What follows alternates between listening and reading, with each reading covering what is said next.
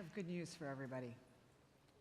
We always do save the best for last at the Milken Institute 2018 Global Conference. And we were discussing in the Get Ready room the number of topics that we have to, we're talking, after all, about the future of humankind. And we decided, an hour might not actually be enough. And there are no panels after us, so we can just stay here as long as we want to have this conversation. How lucky are you all? I, in particular, am lucky, and I would like to introduce my fabulous panelists. And we only have about 75,000 years worth of history to go through and a future to create on this panel. So let me start with to my immediate left with Patrice Motsepe, well known, of course, to all of you. He is the founder and CEO of African Rainbow Minerals. He's also a member of the Giving Pledge and a member of the, I'm sure you have all recently seen it, the Forbes list of the 100 greatest minds in business, and the only African to be on that list. So we're particularly honored to have you. To my further left is Stephanie von Friedeburg, who is the Chief Operating Officer of the International Finance Corporation, the IFC, which, as you know, is the private sector lending arm of the World Bank. So she's really quite interested in getting private markets going, a private sector-led growth. To my immediate right is Madalitso Mandiwa, the chief economist at the Ministry of Finance of Malawi, and also a inaugural class member of the Milken Institute IFC Scholars Program, where we take mid-career rock star government officials and we bring them to the United States for a year, and they take a semester's worth of courses of very hard capital markets, risk management courses. Then they do an internship, and then they go back and get promotions and make an impact in their country. And you are a proud member of our first class. And on my far right is Mohammed Alardhi, who's the executive chairman of Investcorp. And this is, Investcorp, as you know, is a private equity fund that works across, invests across the world.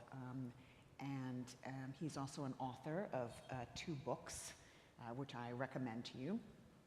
Last but not least, Mike Milken is many things to many people, but he, in addition to all of those things, he is my boss. So maybe we'll just leave it at that. So, the first humans came from Africa to Eurasia about 60 or 70,000 years ago. And they've actually found remains of people from 100,000 years ago. Africa, we are truly all Africans at the end of the day, every single one of us. And when you think about that migration from Africa, where did they go? They went to the Middle East. And what do you find in the Middle East? The cradle of civilization, right? The first civilization was on the Euphrates River. The very first law code was Hammurabi's law code. The very first work of literature that we know is the Epic of Gilgamesh. So this is really where civilization started. You all know that, but you might not know this is where civilization is going. The arc of history starts in Africa and the Middle East, and it will arc back to Africa and the Middle East. And Mike will have a lot more color to put on that, but let me just tell you a couple of things. We're going to see 2.8 billion people in Africa alone by 2040, by 2060. By 2040, Nigeria will have a larger population than the United States.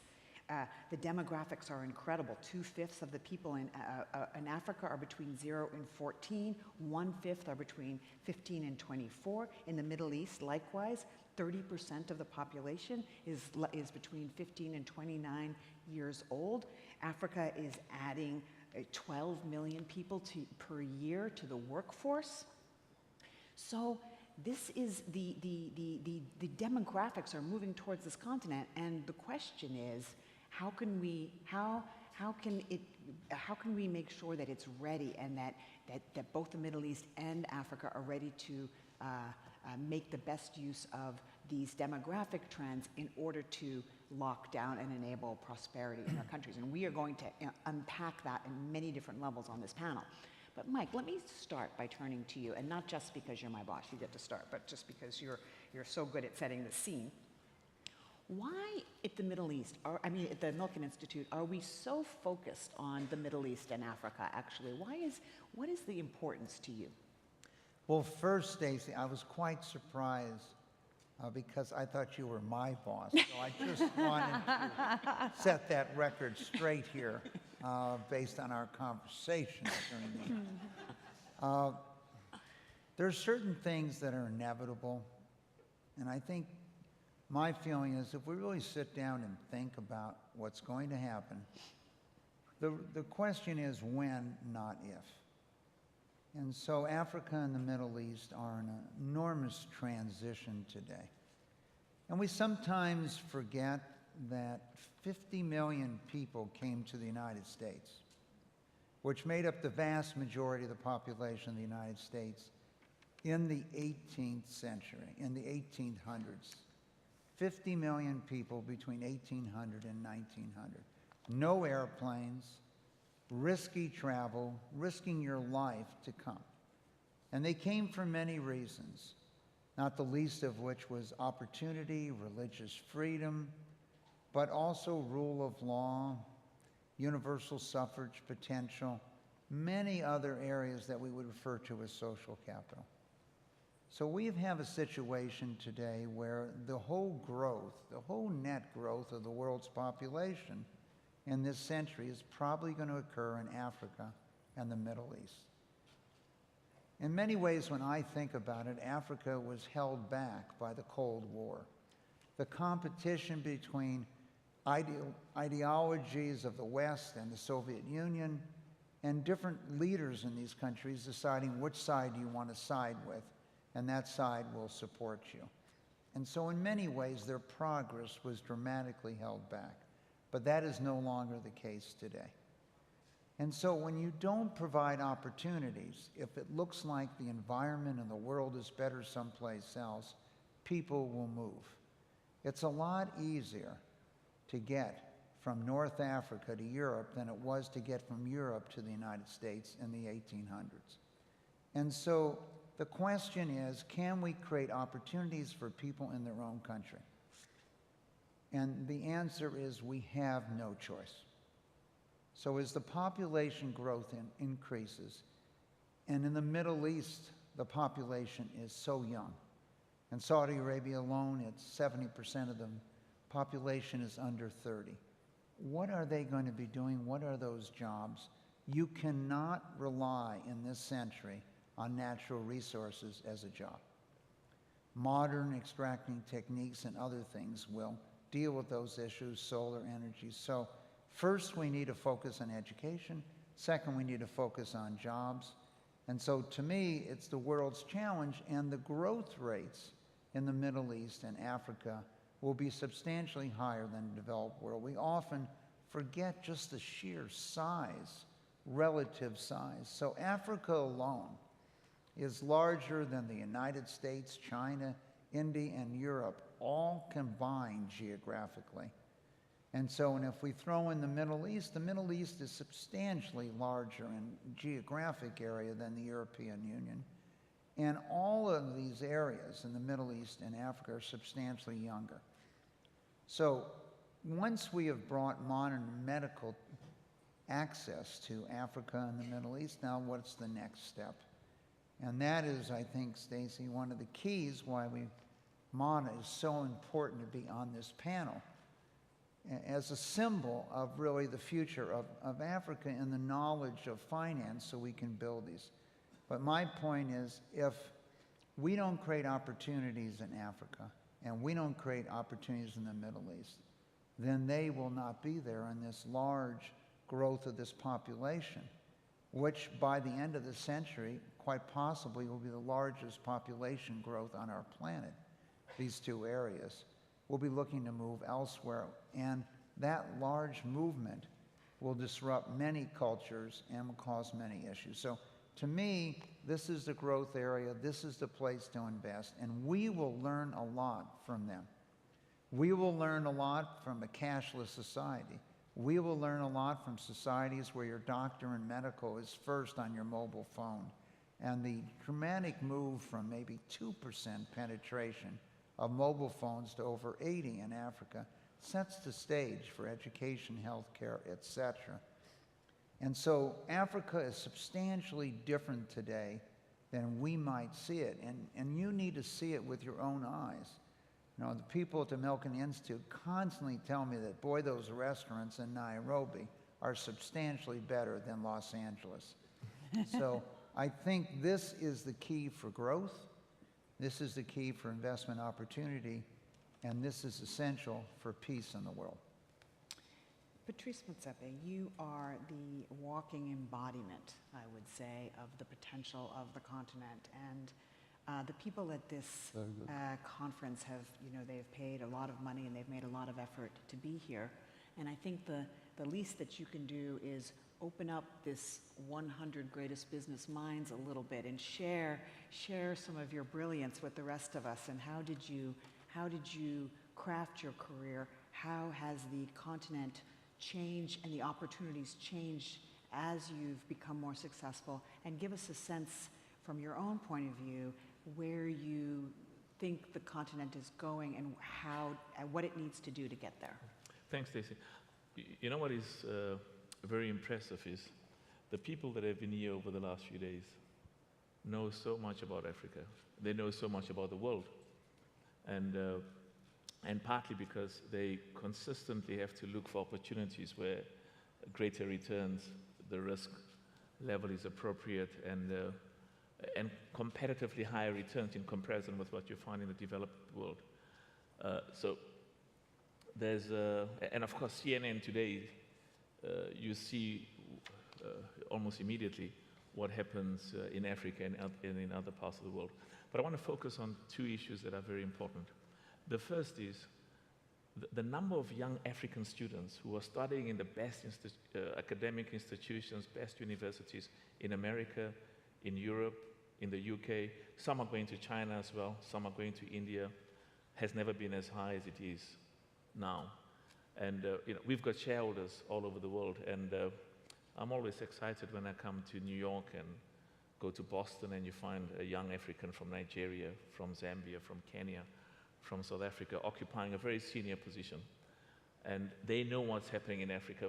And if you look at the most successful economies in the world, it is not a secret anymore in terms of what the recipe is to significantly improve the standards of living of your population and of the continent. And I think Mike put his finger on some of those critical issues. But the bottom line for me is that I'm exceptionally excited about the huge investments that I see that is being initiated by young Africans in the first instance who understand Africa better than most, see opportunities. What some of the investors didn't fully appreciate, I think until maybe 10, 15, 20 years ago, is that South Africa in particular has got a very advanced capital market. I mean, access to finance in the South African banking institution, financial services, is as good as you find globally. And approximately $23 billion has been invested by South African companies alone, third only to China and India in terms of investments on the continent. So I don't want to talk too much about myself because there are some younger people here whose history is much, much more impressive than mine. Business secrets is what I'm after with you. Yeah, well, and that's why I say advisedly in terms of what I can regard as a business secret, because over the last 20 years, we go on road shows 2-3 times a year, and we engage with some of the most knowledgeable investors, and whether it's retirement, pension fund, or just hedge funds that really have their finger on the pulse in terms of what's happening anywhere in the world. And I'm impressed. I was telling you earlier that we make an announcement in South Africa on, we buy one of the biggest financial services companies in Africa. And the following day, we get calls from our shareholders in Boston, in New York, and in other parts of the world. So I just want to conclude by saying that IFC-Milken will be popular for, and the world will give him credit for a lot of exceptional contributions, but I think the African continent in particular will be exceptionally excited about the visionary perspective he has in terms of what we see as the unfolding success story. And the compound interest they were talking about, I think in Africa, the Einstein analogy of the biggest discovery or the biggest innovation being compound interest, look at Africa in terms of the growth of the economies, people's standards of living, and as a global center for investment. Do you guys think that was business secrets? I don't know. I kind of feel like, we could but Stephanie, Patrice did make a very interesting point among many that it is the kind of the capital markets of South Africa that are a lot of the engine of growth for the country vis-a-vis the rest of the region. And when I look at the continent and you hear numbers like $170 billion in infrastructure deficit needed annually, and the idea that there are so, trillions of dollars of assets looking for a rate of return that's, slightly better than the 10-year in the United States to make their actuarial hurdle rates. And I think again about the increase of assets under management of African, sovereign wealth funds, pension funds, public sector, and I wonder how, to what extent we can be using domestic capital to finance an engine of growth, to finance the infrastructure deficit and to attract also FDI, and how do you at the IFC kind of think about the opportunity in that, and how do you execute on it? Staci, it's a great question. I mean, I think over the course of this conference and other conferences, you've heard Jim Kim, our president, talk about what our strategy is and how we want to move upstream and de-risk projects and create these big pipelines, and then mobilize money and crowd in the private sector. And we've done a fairly good job through the AMC and through our new MCP platform for infrastructure. But when you look at the gap to close the SDGs, $2.5 trillion a year. The Sustainable Development Goals. Yeah, the Sustainable Development Goals. There's no way we're going to do that unless we can find a way to create rich, deep, vibrant local capital markets, and especially debt capital markets. To do infrastructure and to do things like affordable housing, we need long-term local currency. So what's IFC doing about it? We probably have one of the few AAA-rated balance sheets left in the world. So across the income spectrum, to diversify our own funding sources, we issue bonds. But we do that for other reasons too, because we can actually create a risk-free benchmark. We can extend curves. And we've done that in Rwanda, for example. We've done that in Zambia. So you're going to see us more and more in Africa trying to create those risk-free benchmarks. We're working on the advisory side. There's so much that needs to be done around the advisory side for capital markets development. You sort of start on the policy and regulatory side, but then there's the issue of supply and demand. And we struggle with supply and demand. Are there enough big enough corporates in Africa to be able to, to move from government securities to private sector securities? And then finally, just the institutional infrastructure. Do we have clearinghouses? Do we have broker-dealers? Do we have the right infrastructure to make that work? And then finally, on the third area is actually helping companies issue things like bonds. So are they first bond issuances? We do a lot of this in South Africa, themed bonds, bonds for financial inclusion, green bonds. Just to give you an example, about 6-7 years ago, together with IDA, we set up in the West African Economic and Monetary Union a mortgage refinance company. And in December, we helped them issue their first local currency bond. It's 12 years. Now, we know that affordable housing is really important, and if we can provide mortgages to people that move them from a 7.5-year mortgage to a 15-year mortgage, we cut their monthly payment by 46%. Right. So if we can get that, and we're working now on a 15-year bond for the same company, But the most interesting thing about it was we could not figure out how to swap out of that currency. TCX, no one had the ability to swap that currency. So for the first time, IFC looked back to another World Bank balance sheet, and we created a synthetic swap off the IDA balance sheet and protected our own balance sheet. So it was really an interesting ability for the first time to work across the bank group and to actually demonstrate that you can issue long-term bonds in a market like Africa. Right. And you know, for me, I think the intra-regional FX markets really need to start working better. If you see, you know, Rwandan franc volatility against the US dollar, Kenyan shilling volatility against the US dollar, but Rwandan franc, Kenyan shilling FX is very stable. And so both currencies are kind of talking through this interpreter that they don't and shouldn't need to be talking through, I think is one of the absolute priorities for capital markets on the continent. Mohammed, I want to talk about the Middle East with you, but let me first ask you, as a global private equity firm, you don't invest, I believe, in Africa. And why is that from an investor perspective? Let me ask you, you know, why is that and what would need to happen on the continent before you would become... I think we should change that word. Haven't, not don't. Right? Mohammed, after this panel, we'll see if we can get that to change. Yes, and my commission will be very small, I assure you. Michael is a great convincer, so maybe we'll do it after this. No, we have not invested in Africa directly. Obviously, I'm sure there are few of our portfolio companies that actually deal in Africa and have presence in Africa. But I think the reason why we haven't so far, one, Africa and the Middle East are very close and very interlinked. And so our investors in the Middle East know Africa maybe better than we do. And so our remit is really to bring to our investors in the Gulf those opportunities who are from far away, like in North America and Europe, in Europe.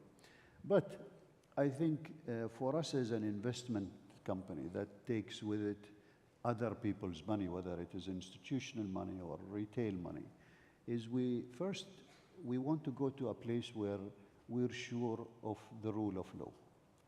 We can, you know, if we have a problem, we know how to get it sorted. If somebody takes us on, we know there is a court system or there is a law to get it. But scale is also important for us. You know, as a global investment company, we want to go there and do a product of what we do to our investors time and time again. We have, for instance, in this country, we've been investing in private equity and real estate for 37 years. Every year, because of the scale, because of the ability to do that. I think we also, you know, what we don't find in Africa is the capital market and what you really need of environment of investors, the ability to enter, but also the ability to exit when you need it. Having said that, I think, you know, I'm sure there are opportunities that we haven't looked at. I mean, in the last decade, there's only been about 150 deals, and it's sort of 5% of total private equity in Africa comes from the Middle East. It's only been about $24 billion, and I just think the opportunity is much more natural between the two regions than we've seen so far. When we talk about the importance of important things for investing in Africa or anywhere else, and what is capital? Well, you know, Mike Milken is, I would say, famous for, you know, helping us understand that capital is not just real assets; it's also social capital and human capital. And that finance, you know, interacts with all three of those in an exponential way. And Mada, you are our living, breathing example of human capital. And I want to ask you about, you know, Malawi and the financial markets, of course, but can you just start by telling us your story a little bit and how you got where you are and how the country has kind of evolved in your lifetime? Yeah, well, for me, I never thought I would study economics. I'm a chief economist, but I never thought that would be my area of study. I didn't have that career talk where somebody tells you there are these types of careers, maybe choose what you feel you fit in.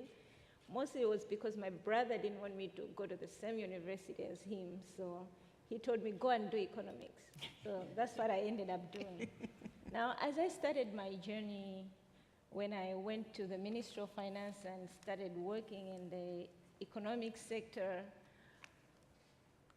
I had a director who then told me, and he used to be also my supervisor during my master's degree, and he said, I think you should head the financial sector division.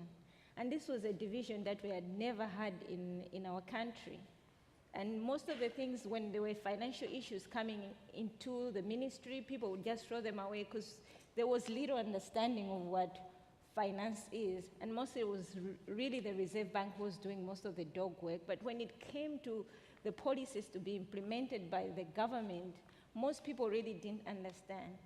And this director told me, now you go and head this division. And I had no idea what it was. I started working there. I did a few trainings here and there. And I was actually now advocating for us to have a vibrant capital market when I realized that we don't really have a capital market that we can really point at. And I started talking to my bosses that I think we need to move away from short-term financing into long-term financing. And this is the time when, that time the Secretary to the Treasury said, okay, so what do you want us to do about it? So I wrote a concept paper and talked about how we should have an annual calendar and also ensure that we have a yield curve to look up to. And these are concepts that I had just read, and I would tell the people so convincingly as if I really, really know them. I thought I did after my reading. So when we implemented actually a 2-year bond, I think, and a 5-year bond, up to 10-year bond that time, and that was 2015. And then there came this opportunity from IFC-Milken Institute, and they said, I think you should go to this training. And there I was in the US, and we started learning about corporate finance and capital market development and the like.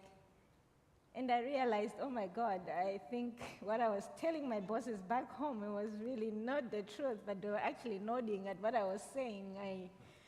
I really need to know more about these things. And I really, really learned a lot at George Washington University. And taking it through and to Gramercy Funds Management, where I got the opportunity to now apply what I'd learned at GW.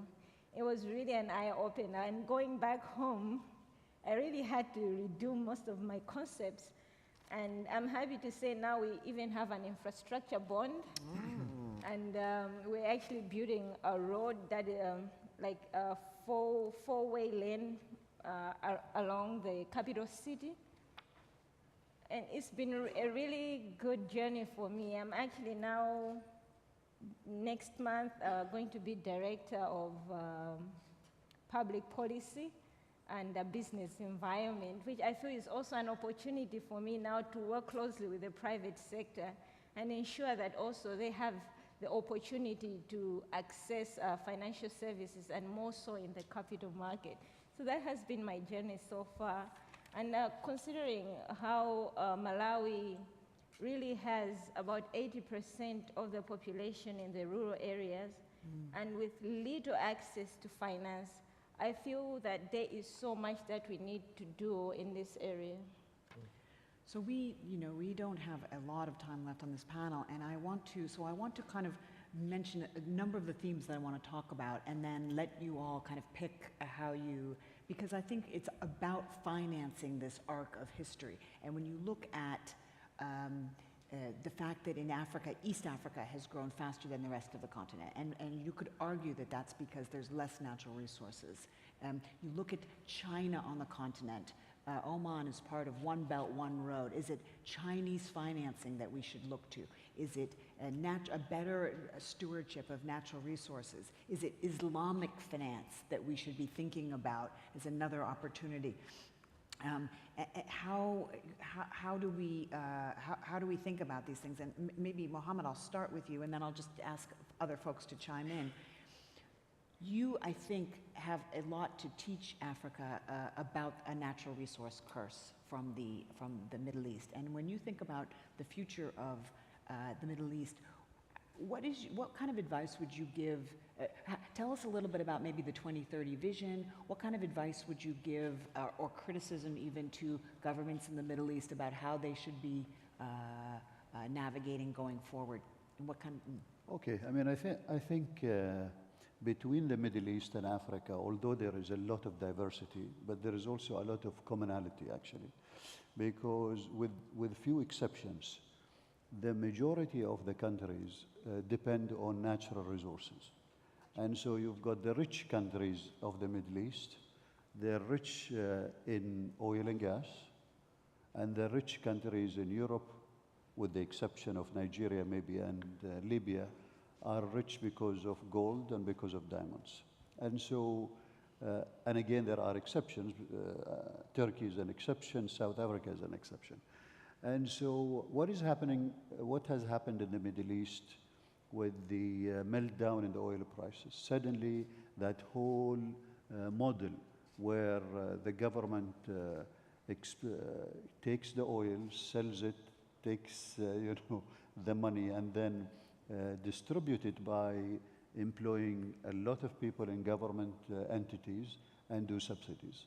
So that suddenly has become very challenging, and therefore the governments and the economies of the Gulf and others in the Middle East has seen that they have to diversify, that they have to ensure that the participation of the carbon related to the economy is less and less. So I would say that the lessons that's coming from the Gulf is diversify the economies and make sure that it is based on your human capital, because these are the things that are sustainable for the future. Mike, So how are we gonna Staci, finance this just then? a couple observations. One, we have two parts of the world that should fit together very well. Countries in the Middle East, such as the Gulf, particularly located, are going to have to transition away, as Mohammed has pointed out, from a natural resource society. If we look at the countries that have high per capita income, Singapore, Korea, Japan, Taiwan, Hong Kong, none of these were based on a natural resource society. And so when you talk about the curse in national resources, they were forced to have education of their population. So the Middle East, parts of it are sophisticated financial investors, like Mohammed. Though they are investors to the world. And so the question is, what is going to cause them to look at the risk reward in Africa and team up in this part of the world? So that is the challenge. Now, Africa is changing. Mawali may be a little slower, but 40% of the people in Africa now live in urban environments. And that's going to go over 50%. If you step back and think that at the start of the 1900s, that the only country in the world where more than 50% of the people lived in urban areas was the UK. So the rest of the world is transitioning, and Africa is going to transition. So what is this group going to be doing? What are those jobs in the cities? And the need for infrastructure. And I think you've hit an important point, Staci. We need the talent. So why the IFC program? The Milken Institute's response is, okay, let's identify, train, and educate 1,000 financial experts that are going back to Africa. So you have someone like Mana who's sophisticated that you can talk about building infrastructure and something. You need someone throughout all Africa that you can do business with that's working for the governments to drive this. South Africa is far more developed, I think, as Patrice said, as a financial center than most of the other countries. But with 70 countries in the Middle East and Africa, the challenges of, can you identify 70 strong governments to deal with? You know, a lot of times, can we find 6? So for these continents, they are challenged by this. But I want to come back to this issue. If you look at where the Gulf sits, you need success ultimately in Sudan. You need success in Ethiopia. You need success in Somalia. You need success in Kenya and so on. You can't have it across a sea, one area, one place, and another. And so eventually we're going to understand, if you can build this human capital like MANA, that we will come for incremental rates of return. But with hundreds of millions of people, if there's not opportunities in their country, they're going to be on the move. And it's impossible. Okay, maybe you could stop 1 million, but you can't stop 500 million people on the move.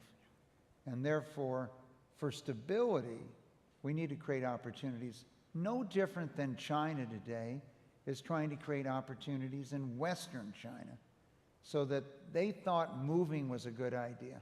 40, 50 million people moving, the entire country of France moving every year. Well, that strategy is gone. Now the strategy is, can we educate people? Can we build businesses? Can we create opportunities in their own environment? And my point is, many of the best investments in the world will lie in Africa, but Mohammed has said we need to build social capital, rule of law, creditor rights, and you need to build human capital, people that can run those businesses. Coming together will change the face of our planet. Patrice Motsepe, if you have a comment on that, I'll give you the opportunity, but let me also ask you, you told me a very interesting anecdote about the cost of doing business across the continent, which you had bought a mine in Zambia. How do you think about the scale economies that are needed on the continent in order to get finance and grow a Pan-African? I just want to start by saying I cannot agree more with what Mike has said.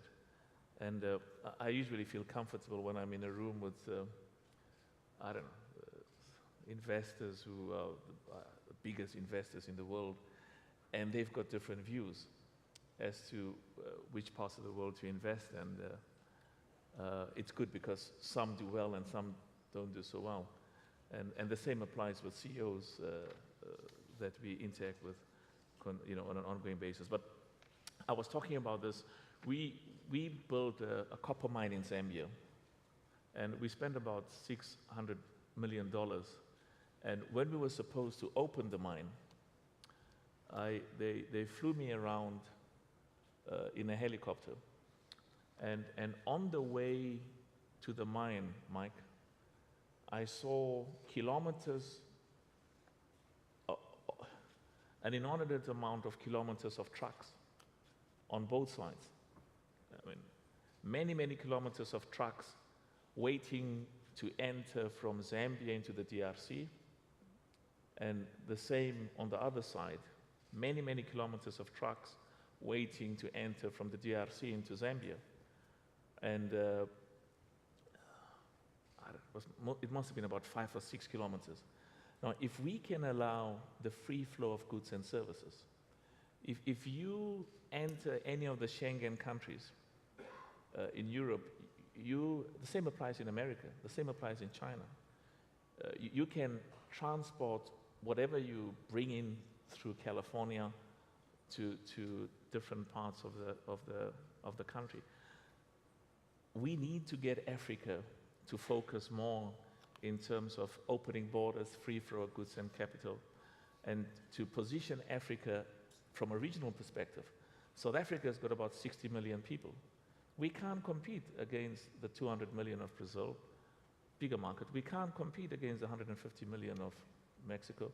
We definitely cannot compete against the 1.1 billion of India and the 1.3. So the regional discussion, which is a focus area, and good progress has been made in that regard, and also East Africa in particular.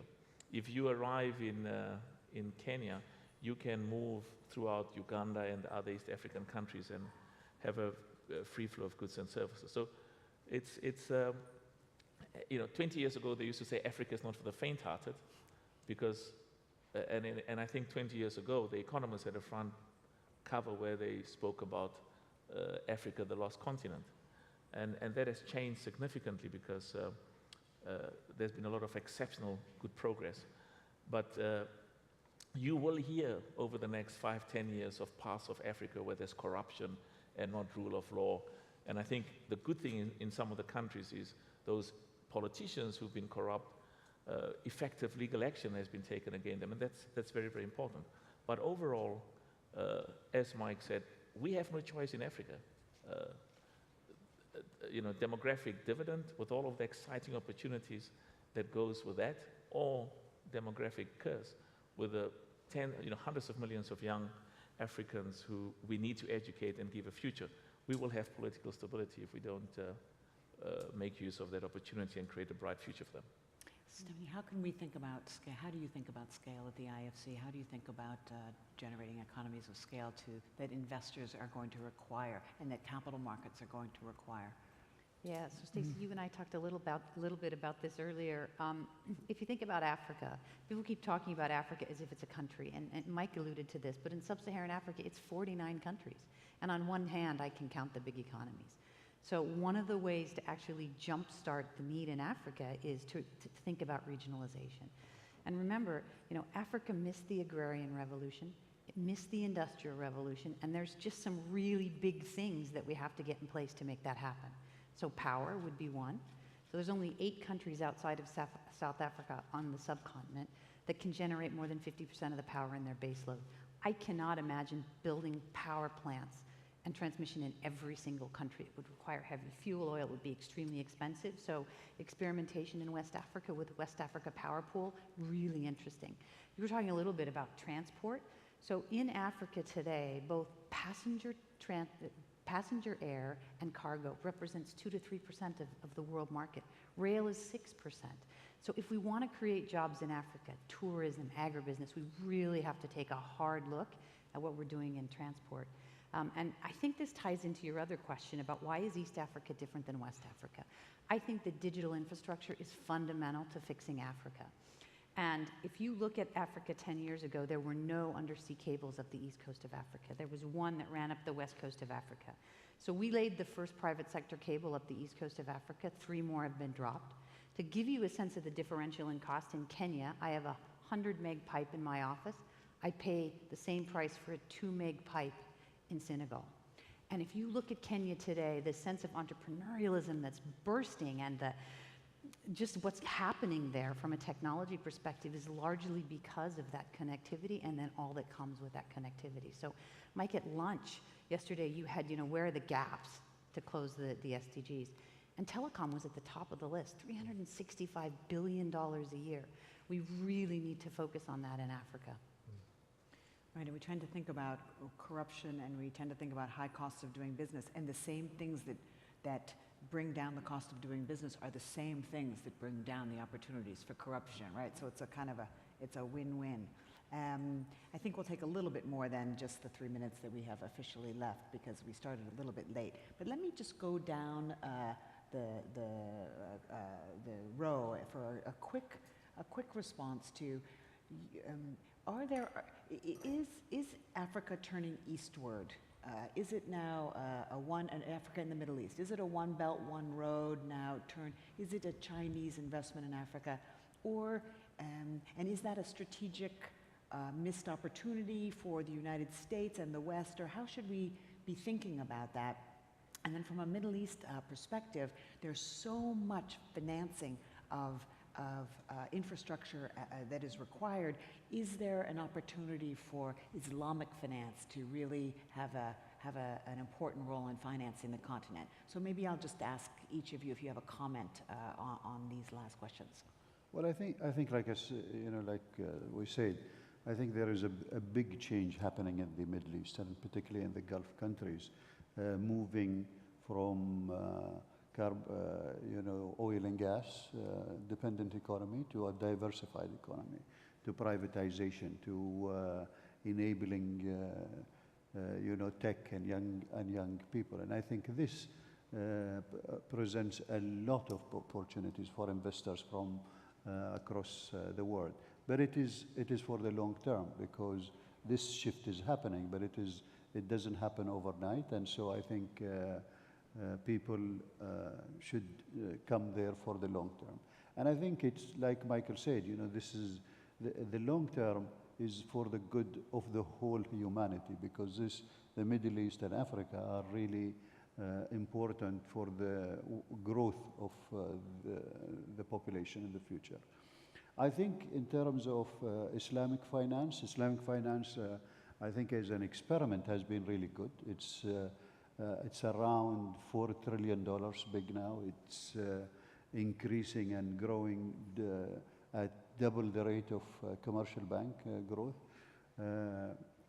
But it's, I think it's also having challenges. One of the challenges, I think, is the brand needs to be more acceptable in the world. I think in Turkey, for instance, they've started calling it, I think, ethical banking, because what you want is this experiment spreads for the mainstream in the world, because it's not just for Muslims, it's good for anybody who wants responsible financing and banking.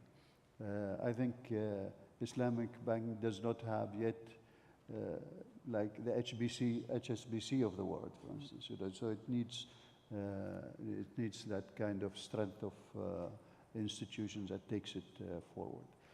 The One Belt, One Road is obviously a great initiative from China. Oman and some of the Gulf countries are on it.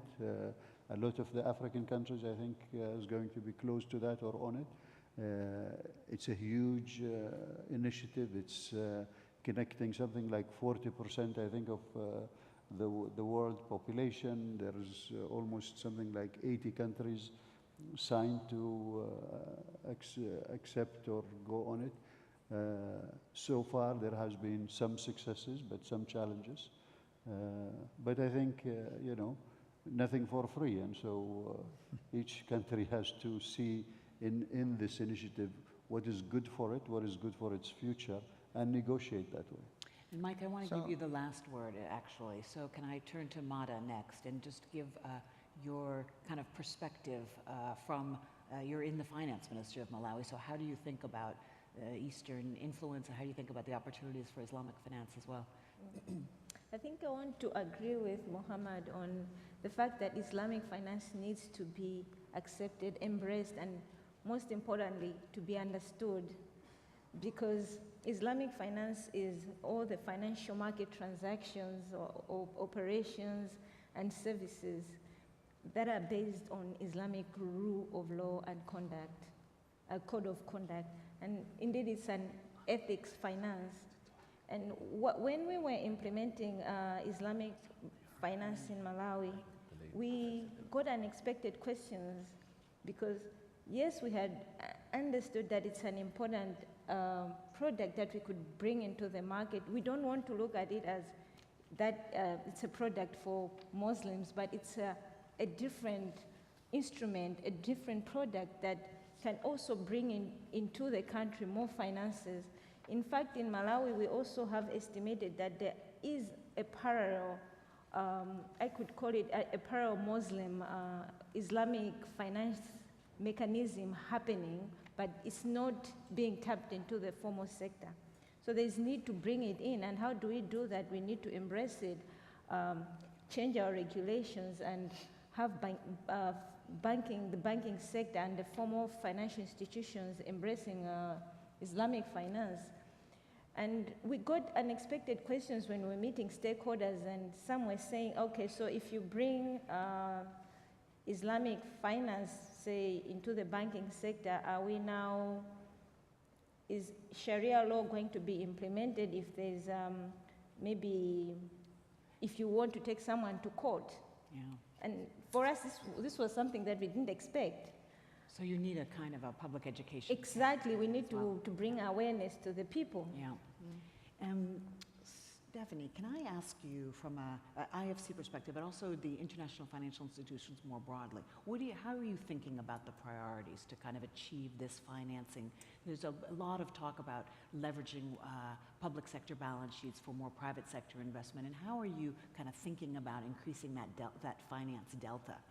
So we're really trying to lean in, and as a matter of fact, that we're actually trying to leverage the public sector balance sheets of the World Bank to put to use for IFC. So you may have seen that we actually issued bonds off of the IDA balance sheet for the first time. So we went from $45 billion in a 3-year IDA cycle to 75.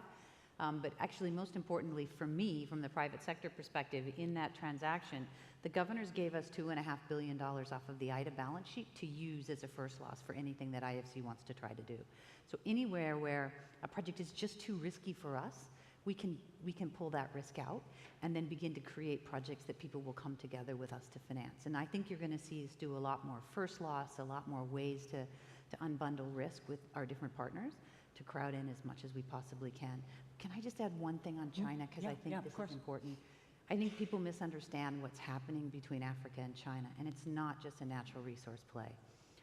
McKinsey actually estimates that there's more than 10,000 Chinese companies operating in Africa today, 90% of which are private companies. By 2025, $250 billion worth of revenue. 89% of the people they employ, local employees. They're bringing skills and technology, and if I were an African government, I might actually be really interested in that proposition. I mean, the single largest trading partner of Africa, single largest, is China. When we started the BRICS Business Council, it was approximately 220 billion. We were planning to get it to 400 billion by, I think, 2030. The reduction in the price of commodities has diminished that from, I think it's about 200 billion. But the single largest trading bloc with Africa is still the European Union. The trade between the EU and Africa is about 400 billion per annum. The important thing is Africa needs partners, Africa needs investment. We have a historical history with the West and with America, and which extends beyond trade. It's also about values, democracy, freedom of speech, freedom of press, and of course we watch a lot of American movies and American sports, so there's a lot of commonality. But what I want to conclude is to say that the trading patterns will continue, because I got a lot of questions about the focus on the resources, which was absolutely incorrect. In 2008 or 9, the president of China at the time, all of the African heads of state went to China, and he said, we are not focusing on the resources. The resources are important, but we are focusing on the middle class. We want to be part of the resources, but we want to manufacture and sell and partner with the middle class, and I think that's the exciting opportunity. I'm going to give you one more opportunity to give us a business secret. A business secret, no? You mean in terms of Africa? Just in terms of you. In terms of me? Uh-huh. There's very little secrets I can share, because, as I said... Just one, Patrice, come on, the 100 greatest business minds, one little secret. I think Mike will do a better job than me. Okay, Mike, last, we'll leave it to you to sum up and inspire us for going forward. First, Patrice, one of his great ideas is doing good is good business. And I'm sure he'd share that with all of us. Maybe looking at a few pictures. Today, Africa and the Middle East, Africa alone makes up about 14% of the world's population, but 24% of the world's landmarks. And with the Middle East, we're talking about a larger percent of the world's population. And so if we looked at the maps of the world redrawn based on the size of the economy today, it would look substantially different. And you can see how small Africa is today. In this case, the Middle East and the Gulf have been attached to Asia. Now, in 2030, Africa alone will have 30% of the world's population. So it's going to double as a percent of the world's population. And the projections are it'll only have 8% of the world's economy. That is not going to happen. The people are going to move, or it's going to grow much faster. And so this is the opportunity. Now, to put the burden in many ways and say to the Middle East, this bid should be your area to invest, deploy capital. I think if you take a look at Dubai, let's just take a look at Dubai and what it was like in the 60s, okay? In the 90s. This is what Dubai looked like even in the 90s, and what Dubai looks like today. Or if we looked at Abu Dhabi, what Abu Dhabi looked like, and what Abu Dhabi looks like today. There's fundamental change. These are sophisticated investors. Investcorp is one of the most sophisticated investors in the world, and they're weighing risk and return. With all the volatility today in the Middle East, representing their clients, they're looking for safety. Safety is rule law. They're looking for maybe less volatility on their capital. Western Europe, the United States, more developed markets in Asia. And so I think the first element is, where is the risk capital coming from? It's more likely to come from those parts of the world at the moment, Asia, United States, Europe, than it is from the Middle East, until we have a little more stability in the Middle East, because I have to believe your clients say, we have enough volatility ourselves. It's just a question. So what's going to change here if we step back and think about what could change? Develop and attract human capital. I think you've talked about that. Let's put that list back up if we could. So let's get some financial experts. Let's identify the entrepreneurs. Let's get these places vibrant and healthy. Well, that is in the process. Modern medical science is coming. New technologies are coming on just how to deliver. At the conference, we showed you this new company that's delivering blood via drones, so you don't have to deal with it where you don't have refrigeration. Strengthens social capital. Mohammed started with this conversation there. You want him to invest, we want to understand social capital. Focus on technology investors. We're not going to reproduce what was produced around the world. You're not going to go build 1 million schools this week. You're going to have to use more technology in the form of education, same in healthcare, same in finance. And then for the long term, you have to build these research universities. And so when you look at all of history, things that stand the test of time longer than ever are these universities and best places to live. You know, Stanford is in the middle of Silicon Valley. Stanford, Berkeley building biotech, University of California, San Diego, UCSF, Harvard, MIT. Just go around in this country, Oxford, Cambridge, Imperial College, London University College, London. And each one of these is a key. But those elements, ultimately the highest rate of return is going to go to those that can take the most risk. And I would say, Staci, at the moment, investors from the United States, Europe, and Asia, including China, have the biggest risk appetites.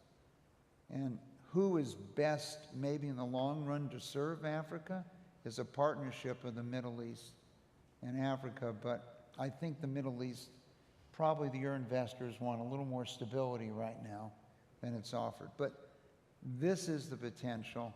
And I think as we started this panel, there is no choice. We can have less volatility in the world and higher rates of return if we view the opportunities in the Middle East and Africa today as the place to invest. I think on the continent, the perception of risk is higher than the risk. And as everybody that studied finance knows, when the perception of risk is higher than the actual risk, that is investment nirvana. So with that... Staci, tell us about those restaurants. You spent a lot of time in East Africa. Are there great restaurants there in Nairobi and There Rwanda? are very good restaurants in Nairobi. Any recommendations for us you today? you can get the best sushi in Ghana. You know, I mean, it's like you can get anything.